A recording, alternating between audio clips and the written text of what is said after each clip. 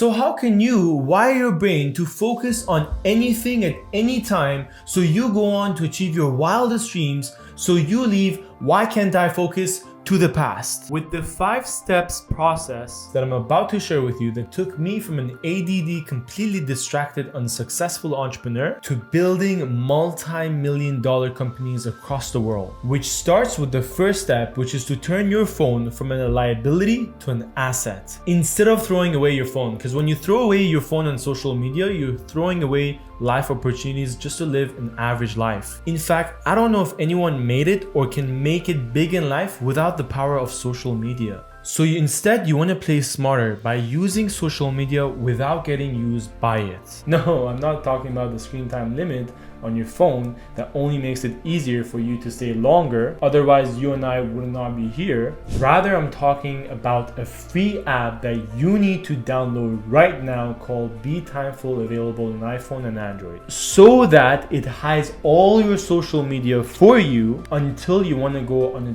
time break. And when that time is up, instead of asking you how much more time you want to spend like the screen time does, it kicks you out, so that it forces your brain to think whether you should go back to the rabbit hole you were in or do something more productive with your time, as it costs you nothing to try but your time if you don't. Next, as Benjamin Franklin says, by failing to prepare, you're preparing to fail. So to succeed, you have to plan your day the night before. Because when you start your day without a plan, it's like you starting your car without a GPS. Not only do you risk ever arriving at your destination, but also set yourself to be late, because you will fall into the distractions on the way. Third, now that you're writing your plan, make sure you're proud of the plan you're writing. You see, the reason most people fail even after writing the plan is that they either overwrite or underwrite. If you write more than you can handle, then sooner than later your brain is gonna signal to you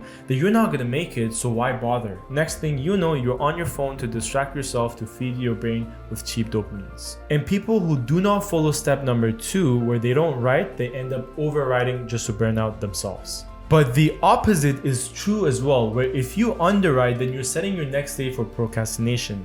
Which is why I'm not here to tell you how many tasks to write, as you only know yourself better, but rather to tell you to write as many as you can handle with a little bit more so that it becomes a challenge to you. Fourth, now that you've saved yourself hours of distractions, you don't want to stop here. Otherwise, you've bought yourself more time to scroll or get distracted. Rather, you want to make a commitment to yourself that for the free time that I've saved for myself, I'm going to replace it with something that I enjoy doing that is productive, which is exactly according to the book Atomic Habits. So for me, it is about going to the gym in my free time. Now remember, for this to work, you have to follow step number 1, which is to hide your social media from your phone using BeTimeful. Because if your brain has to pick between social media at your fingertip or going to the gym, then you're gonna find yourself 10 feet down the Instagram. But if it has to pick between the blank phone or the gym, then you're gonna find yourself in the gym, which is what I mean by tricking your brain to do the things that matter the most, that get you focused. Lastly, you wanna set yourself motivating goals